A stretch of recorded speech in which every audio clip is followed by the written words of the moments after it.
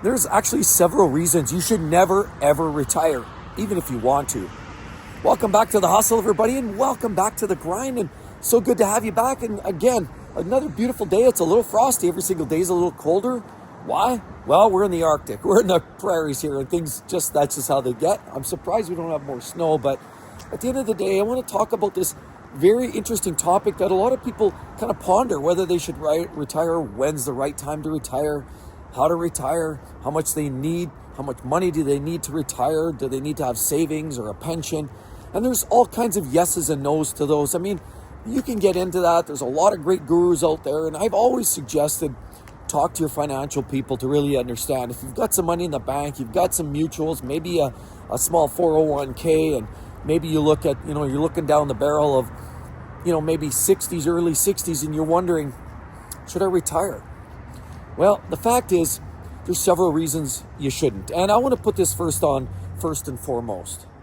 I absolutely, under no circumstances, regret retiring. And retiring is actually, honestly, one of the best things that's ever happened to me. So I want to put that out there. This isn't necessarily from my perspective with me and how I have treated my journey in life, because my journey and everybody's journey is just a little bit different. But the way I see this, everything kind of worked out well for me. Yeah, it's a little tight, and it certainly happened a little premature, but ultimately at the end of the day, it's worked out very well. And I really do wish anybody who wants to retire, whether it's early or on time, to have that plan, to have those finances in order, to have, whether it's savings, whether you have that plan, maybe you've got to work a couple more years to pay off that mortgage, whatever it is, have that plan.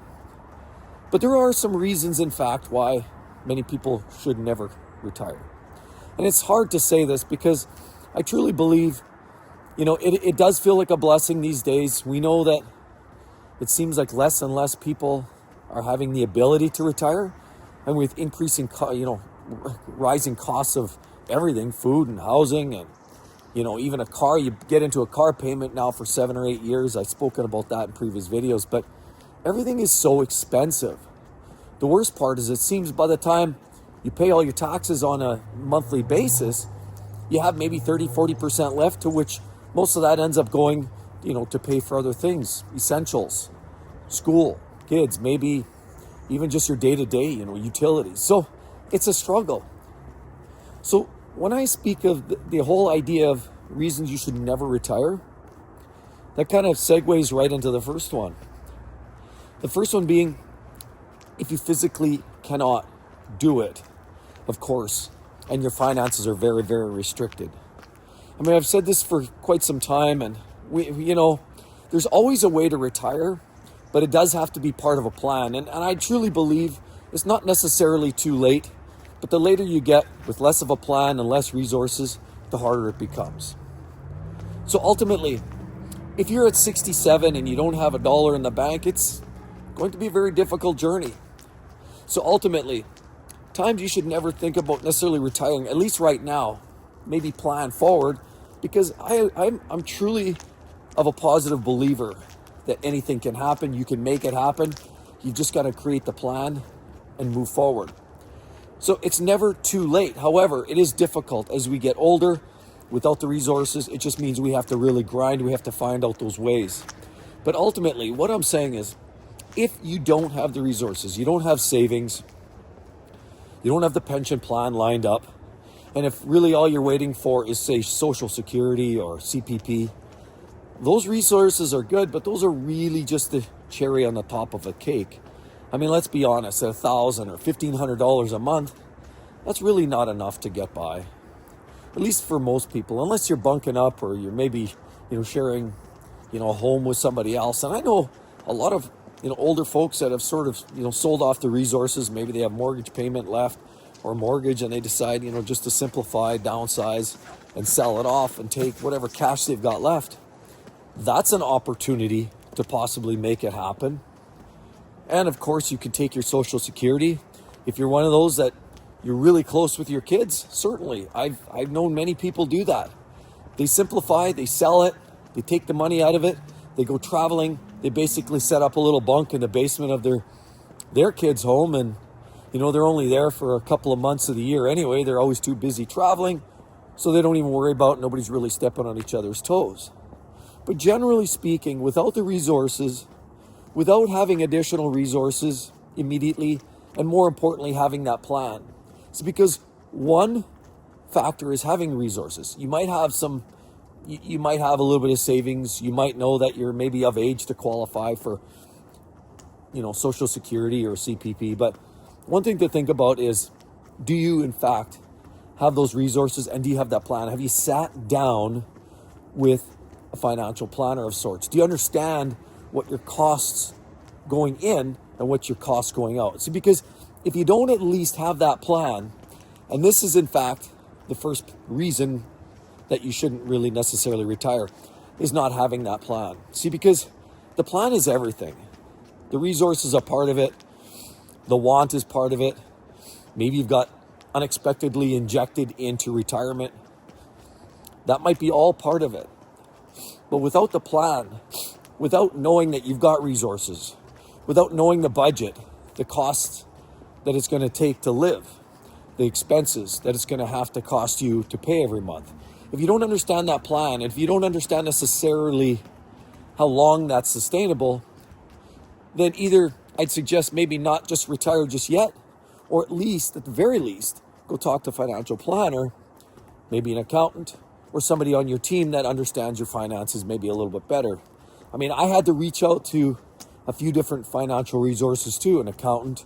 I've got some bankers, certainly some of the resources from the previous company. I had to reach out, and that's just something, once you start to settle into the idea of retirement, you have to start getting all those, understanding, do sort of a collection, if you will, an inventory of what's available to you. What your resources? Do you have some 401k? Do you have some RSPs? What do you have for savings?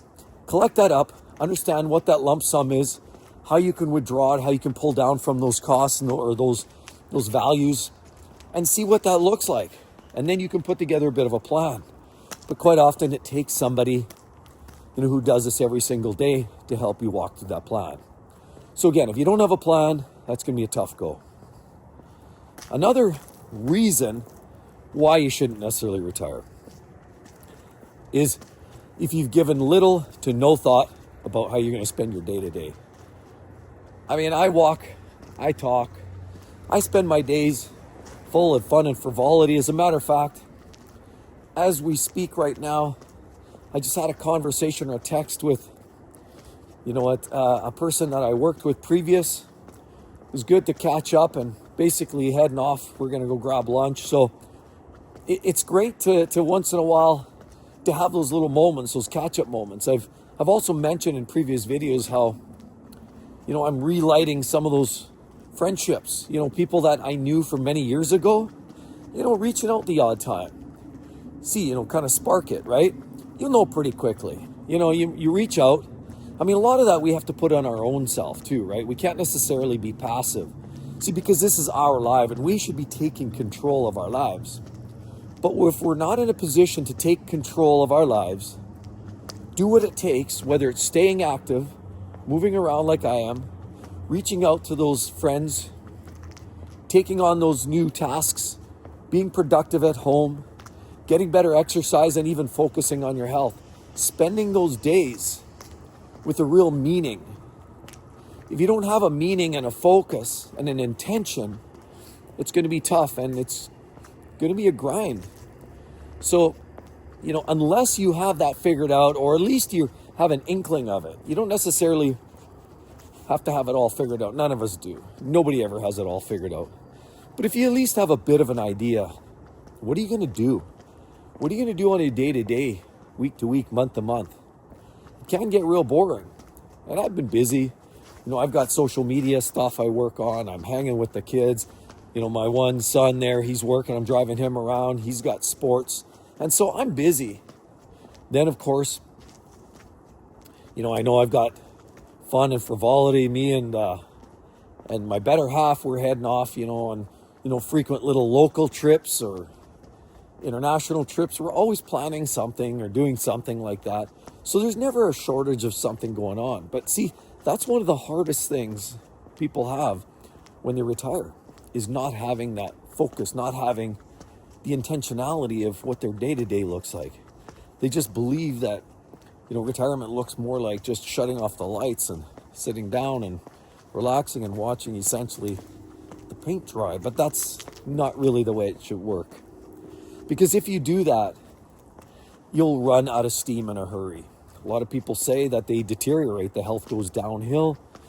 And I mean, there's a million case studies that say people that retire and then they pass away 6 months later. A lot of it has to do physical or the emotional or that lack of the brain waves that it takes to keep you even in the workplace. And a lot of people believe that working steadily, even into their wee hours or their later years, is primarily just to keep the brain activated. So if you don't have something focused, if you don't have an intentionality of your day-to-day, week-to-week, it's probably something you should reconsider.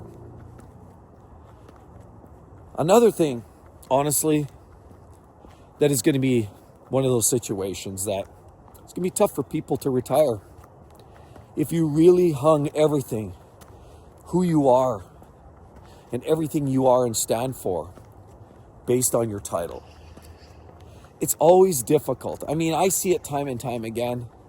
I've known doctors, I've known lawyers that have had that title and they've lived that title. And I know doctors that have literally worked way, way older than they should have.